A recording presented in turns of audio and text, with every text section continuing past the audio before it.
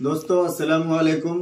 JRCM my self Anwar Hussain, रहने वाले इसी डोरिया सोनापुर से बिलोंग करते हैं।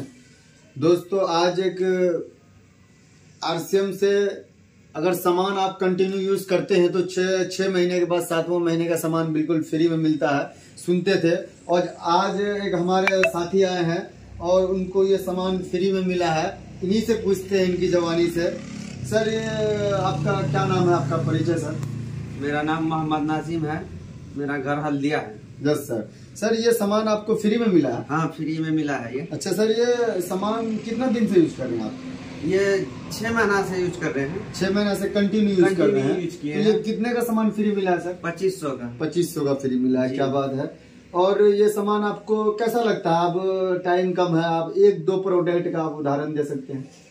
सामान एक तो इसका सामान बेहतर है, इसका तेल बेहतर है, मिर्च नमक, इसका हर कुछ बेहतर है, कोई चीज दब नहीं। तो मेरे भाई, तो हर इंसान को यूज करना चाहिए? बिल्कुल यूज करना चाहिए हर। तो आप क्या मशवरा देंगे हर भाई को, हमारे भाई को दूर दूर तक उनको भी मैसेज देना चाहेंगे? हम यही मैसेज देना चाहते हैं कि हम करते हैं और सब भाई को भी करना चाहिए। इसमें 2 फायदा है, एक तो सेहत का फायदा है और एक पैसे का बचत है। क्या बात है, क्या बात है।